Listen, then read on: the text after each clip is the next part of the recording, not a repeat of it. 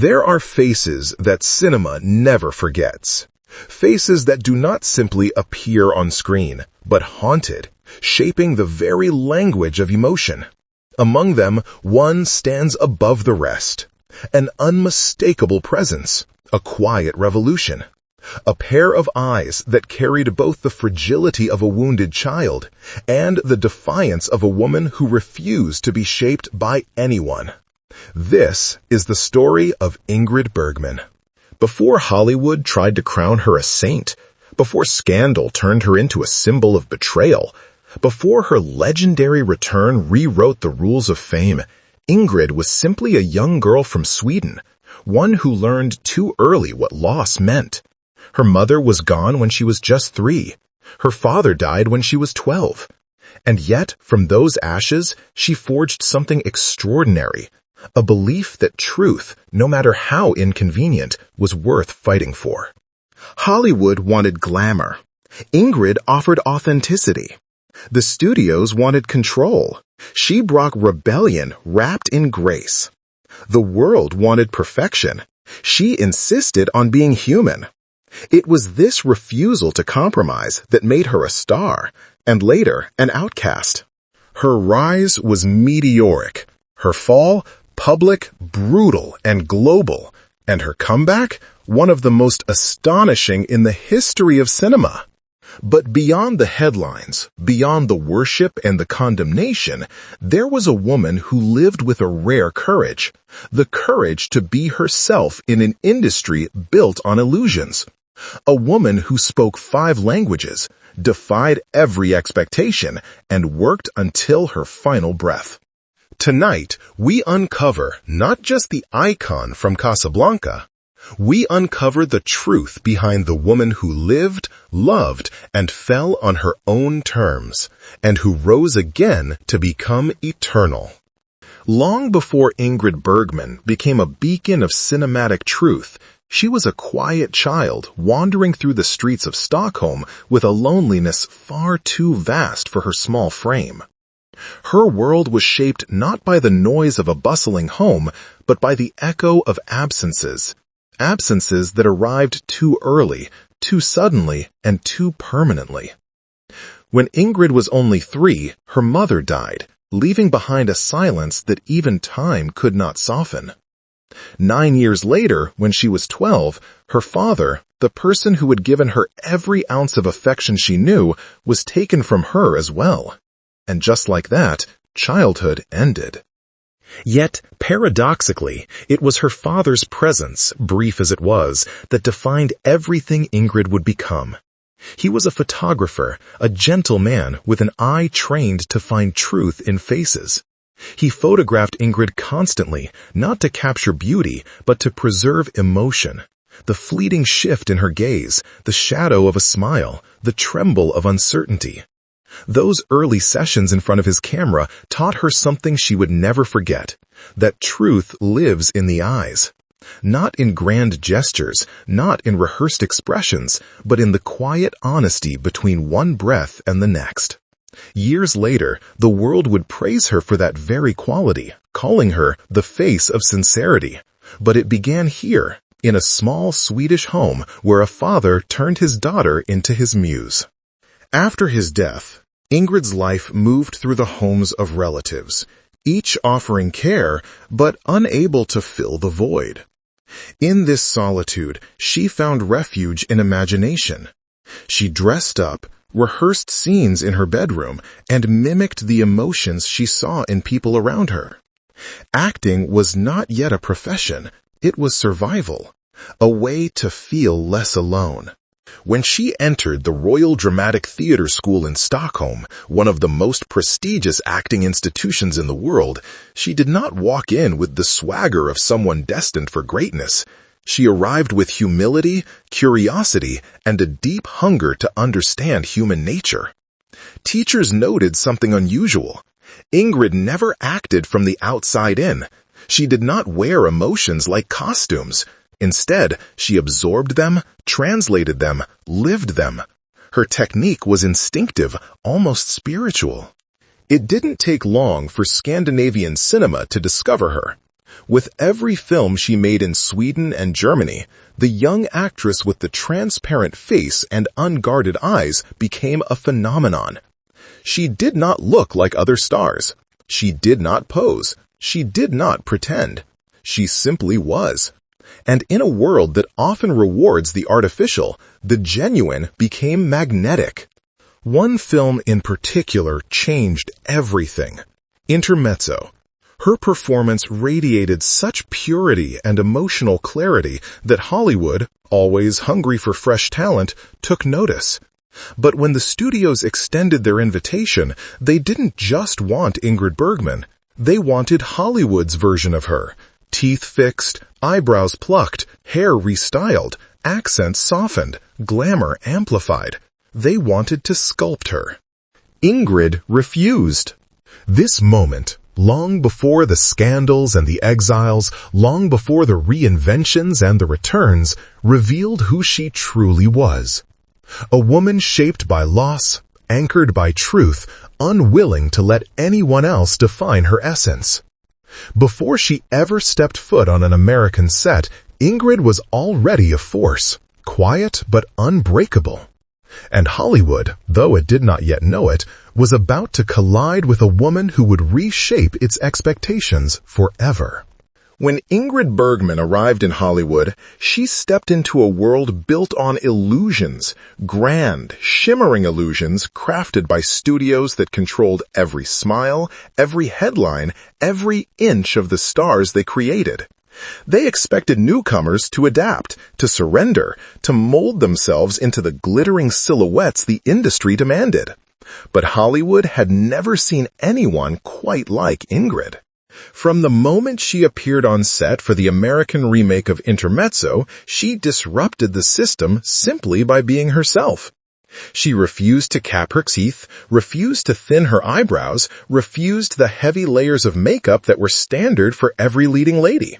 She spoke in her natural accent, kept her hair loose and unstyled, and dressed with the quiet practicality of someone uninterested in spectacle. Executives panicked. This was not the Hollywood formula. But audiences responded with a kind of awe that no studio could manufacture. Her authenticity became her glamour. It didn't take long for Ingrid to rise. Film after film, her performances felt less like acting and more like revelations. Critics described her as transparent, luminous, incapable of falsehood. She communicated with a simplicity that was disarming, a purity that felt impossibly rare. In an era of crafted perfection, she became the face of honesty. Hollywood tried to shape her, but it was Ingrid who reshaped Hollywood.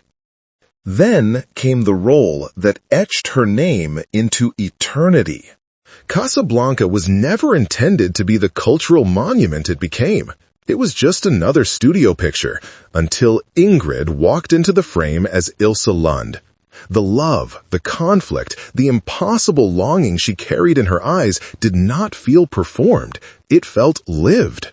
Viewers saw themselves in her quiet heartbreak. They saw the part of themselves that loved deeply but silently, the part that understood sacrifice. Ingrid did not play Ilse. She understood her, and the camera drank it in. But with the triumph came a paradox that would follow Ingrid for the rest of her life.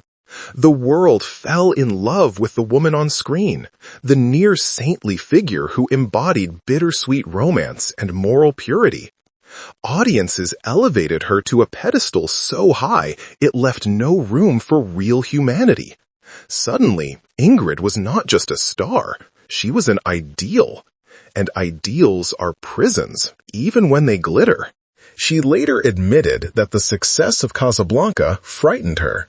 The film had become larger than her intentions, larger than the reality of who she was.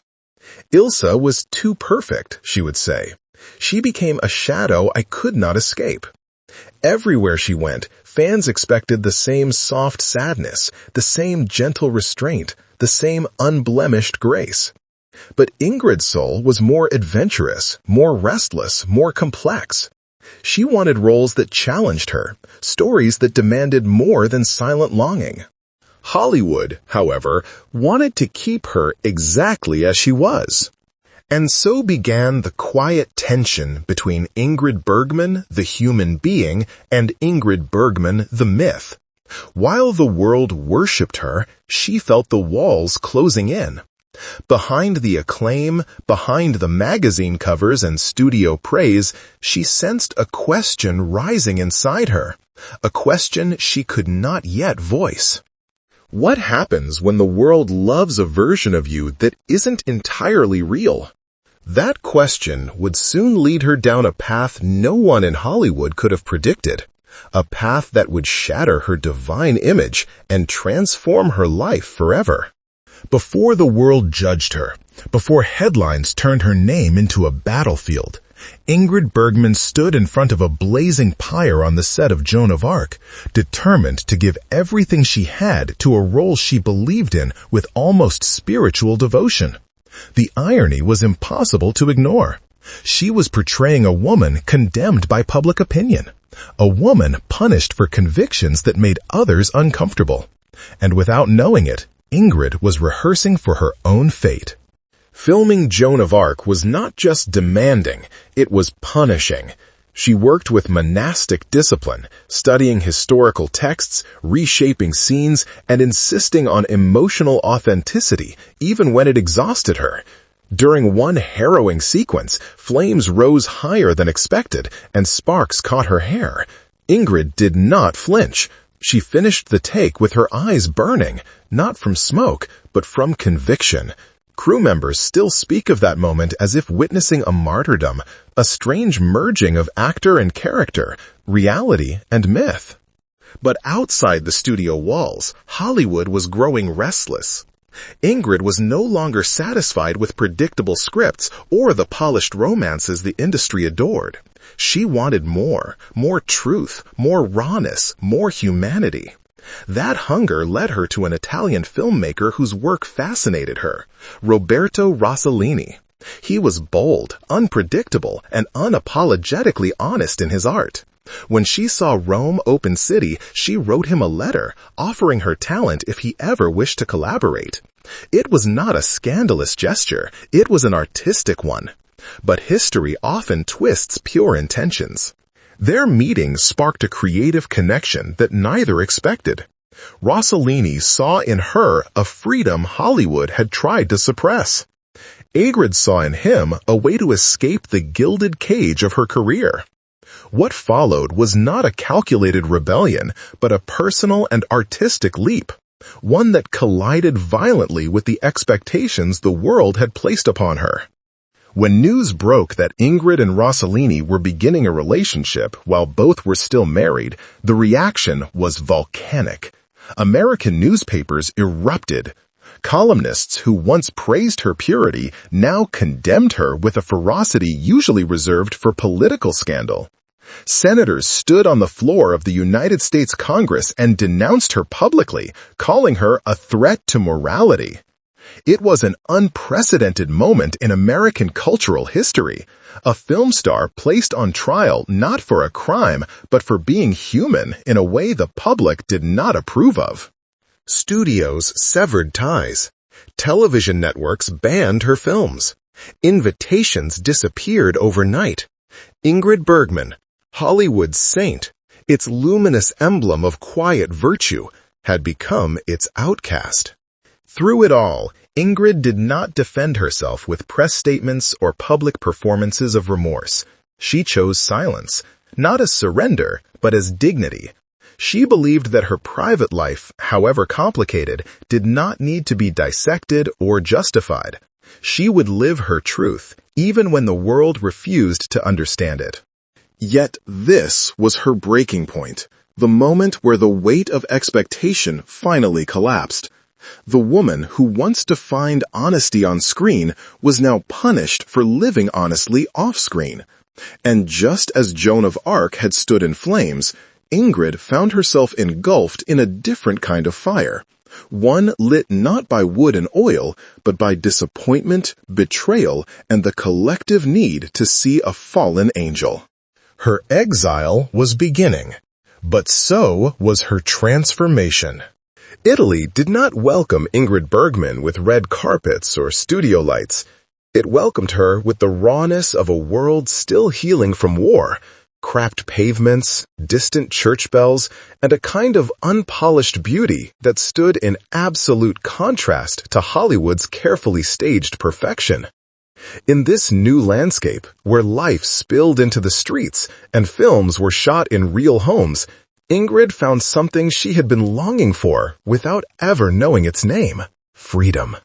The Rossellini years were not a retreat, but an awakening. In Italy, she shed the immaculate image that had followed her across continents. Gone were the sculpted gowns, airbrushed photographs, and glamorous press tours. Instead, she walked the set of Stromboli with wind-tangled hair, bare face, and a curious gaze, absorbing every detail of the volcanic island that would become both her stage and her refuge. Here, the camera caught her without filters, not as an icon, but as a woman learning to breathe again. Rossellini challenged her in ways Hollywood never dared. He pushed her toward the uncomfortable, the imperfect, the painfully real. Their collaboration was turbulent, fiery, and artistically groundbreaking. They created films that baffled critics but influenced generations of filmmakers. The neo-realism movement, raw, instinctive, unapologetically human, was the very opposite of everything Hollywood had built around Ingrid, and perhaps that was why it spoke to her so deeply. Yet freedom has a price, and Ingrid paid it in loneliness.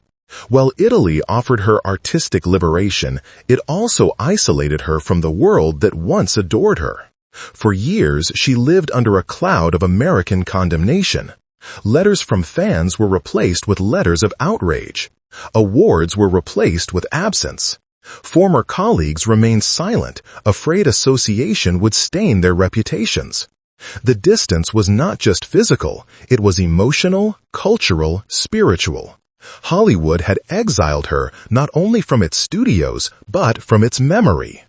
Her marriage to Rossellini, so intensely scrutinized, was a complex tapestry, woven with passion, brilliance, and inevitable fracture. He was a visionary, but also a man consumed by his own storms. Ingrid, who had spent most of her life carrying the hopes of millions, now carried the weight of a partnership that demanded everything and offered little protection. They loved each other fiercely, but both were shaped by different worlds. Hers built on emotional transparency, his built on artistic obsession.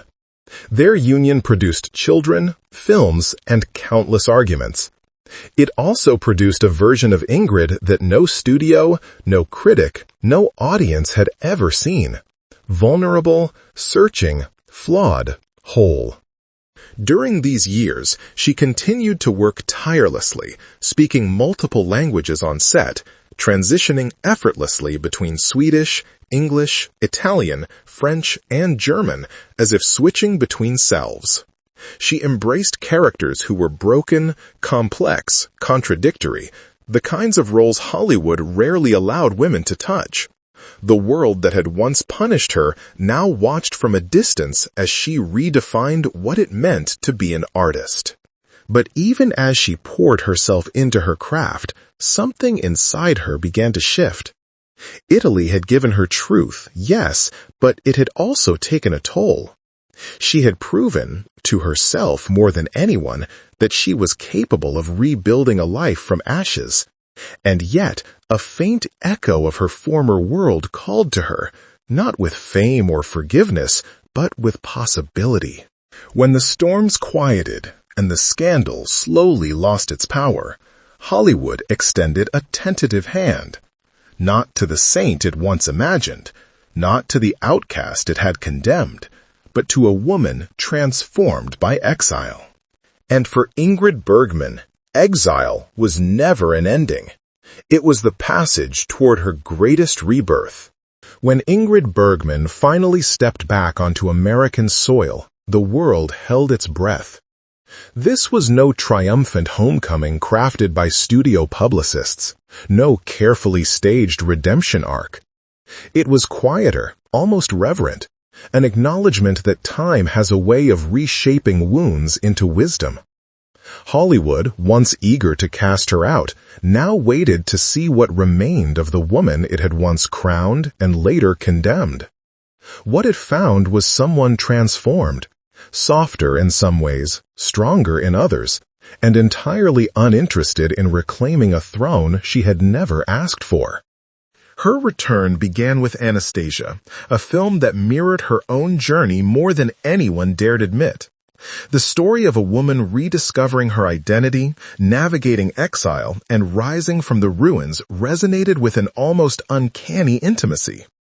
Ingrid approached the role not with desperation to impress, but with the quiet intensity of someone who had lived through enough storms to understand every fragile tremor of reinvention. The performance was magnetic, layered with the subtle ache of a soul that had learned to rebuild itself. When her name was announced at the Academy Awards, receiving her second Oscar, it was more than recognition, it was vindication, not of innocence, but of resilience. From that moment on, Ingrid no longer belonged to scandal or controversy. She belonged to history. The years that followed revealed the full breadth of her artistry. She moved fluidly between continents, languages, and genres, refusing to be pinned to any single path.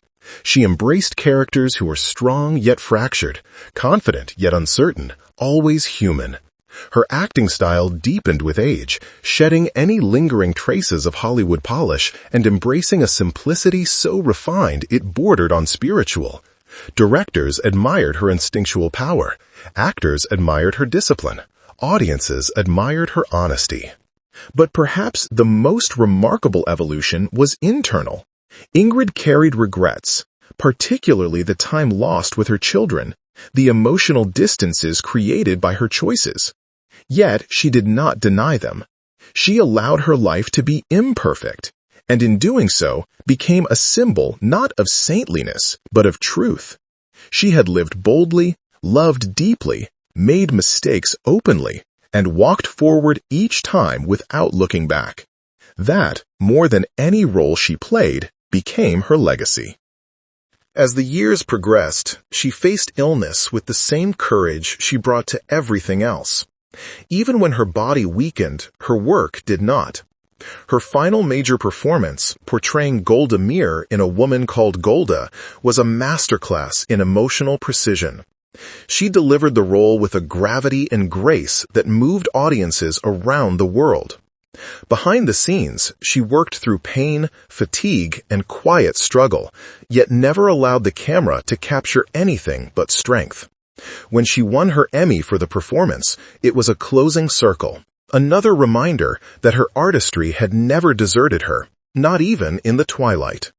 In her final years, Ingrid became what she had always been destined to be, not a star, not a scandal, not a symbol of perfection or rebellion, but a woman who lived on her own terms.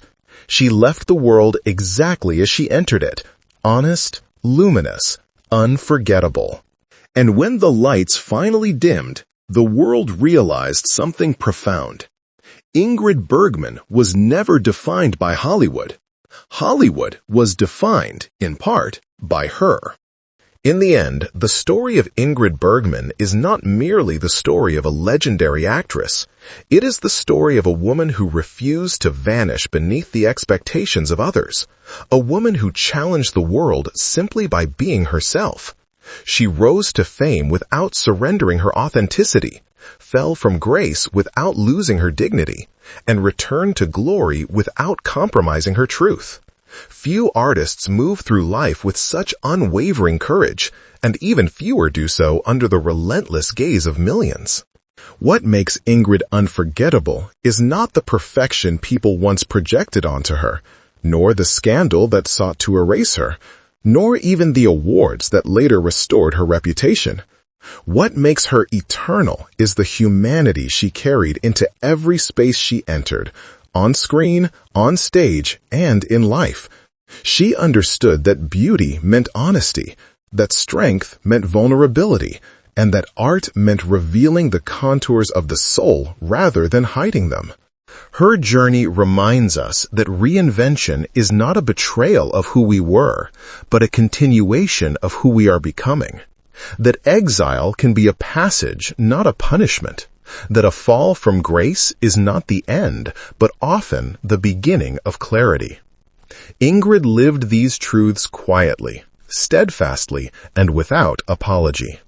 And when we return to her films, the soft ache in her eyes in Casablanca, the fierce conviction in Joan of Arc, the quiet power of her later roles, we find not an icon frozen in time, but a living presence.